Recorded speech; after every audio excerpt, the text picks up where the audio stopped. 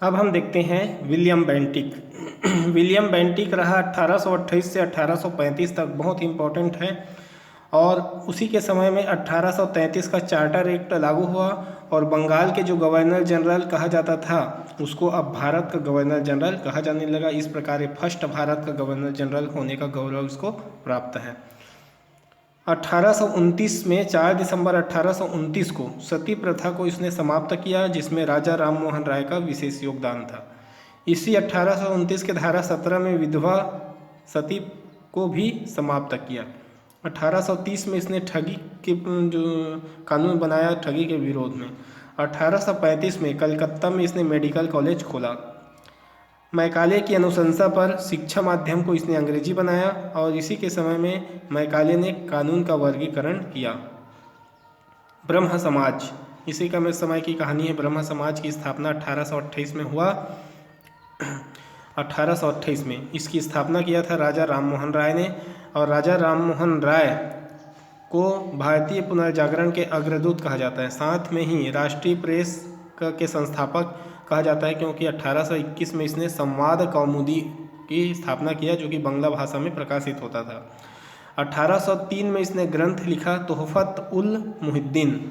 1805 में लिखा और इसने बनाया आत्मीय सभा, और 1816 में इसने वेदांत कॉलेज की स्थापना किया। अन्य इसके पहले देख लेते हैं क्या क्या है। अन्य फारसी मिरातुल अखबार निकाला 1822 में। 1831 में जामे जमशेद निकाला और 1851 में रस्त गुफ्तार भी इसी ने निकाला। ब्रह्म समाज बाद में 2 भागों में बट गया इस तरीके से। एक भाग में था देवेंद्र नाथ ठाकुर, दूसरा में केशव चंद्र सेन। देवेंद्र नाथ ठाकुर ने 1839 में तत्वबोधिनी सभा की स्थापना किया, जिसमें केशव चंद्र सेन भी 1857 में शामिल हो गया। इन दोनों के बीच 1867 में मतभेद हो गया, जिससे 2 भाग बट गया। एक जो देवेंद्र ठाकुर था उन्होंने आदि ब्रह्म समाज बनाया, और जो केशव चंद्र सेन था वो नव ब्रह्म समाज बनाया। नव ब्रह्म समाज ने अथक समाज सुधार किया, लेकिन जो शुरू में था आदि ब्रह्म समाज उसने मूर्ति पूजा का विरोध किया, निराकार रूप को मानने लगा और समाज सुधार पर ध्यान इसने नहीं दिया। अगला आता है चार्ल्स मैटकॉफ। चार्ल्स मैटकॉफ जो है 1835 से 36 तक रहा।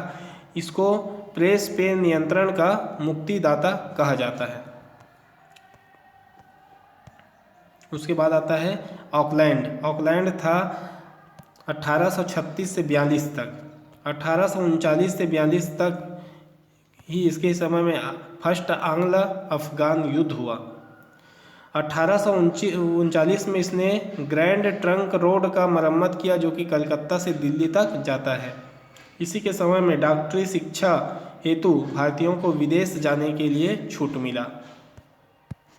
उसके बाद आता है एलिनबरो।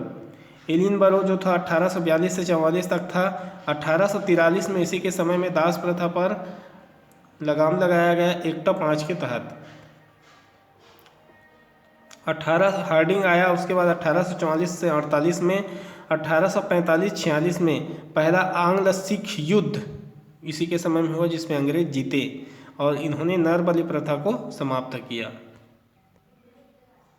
उसके बाद आता है डलहौजी। डलहौजी जो था वो 1848 से 56 तक था। 1848-49 में सेकंड आंग्ल सिख युद्ध हुआ, जिसमें डलहौजी ने पंजाब का विलय अपने शासन में कर लिया। सेकंड आंग्ल बर्मा युद्ध 1852 में हुआ, जिसमें लोअर बर्मा और पीगो को इसने अपने नियंत्रण में कर लिया। 1850 में सिक्किम में 2 डॉक्टरों पर दुर्व्यवहार का आरोप लगा के उस सिक्किम को भी विलय किया। 1852 में इनाम कमीशन की स्थापना किया, जिसमें भूमि कर रहित जागीर को छीनना शुरू कर दिया। इसके हड़प नीति में कौन कौन से शामिल है उसको देख लेते हैं। 1848 में सतारा को विलय किया। 1849 में जैतपुर और संबलपुर को। 1850 में बघाट को। 1852 में उदयपुर को और 1853 में झांसी को। 1854 में नागपुर को। 1856 में अवध में कुशासन लगाकर उसको भी अपने साम्राज्य में मिला लिया। 16 अप्रैल 1853 को मुंबई से लेकर थाने के बीच जो कि 34 किलोमीटर था, इसने रेल चलाया। 1856 में तोपखाना जो कलकत्ता में था उसको इसने मेरठ स्थानांतरित कर दिया। 1856 में सेना का मुख्यालय इसने शिमला को बनाया। शिक्षा के लिए 1854 में इसने वुड डिस्पैच लाया, जिसमें ये प्रावधान था कि जिलों में एंग्लो वर्नाक्यूलर स्कूल खोला जाएगा, नगर में सरकारी कॉलेज खोले जाएंगे। और 1857 में 3 विश्वविद्यालय बना, बम्बई में, मद्रास में और कलकत्ता में। फर्स्ट डाक इसी के समय में 1854 में पोस्ट ऑफिस एक्ट द्वारा खुला और लोक सेवा विभाग की स्थापना किया गया। फर्स्ट सार्वजनिक निर्माण विभाग इसी के समय में बना। फर्स्ट तार सेवा बिजली से चलने वाले कलकत्ता से आगरा तक शुरू हुआ।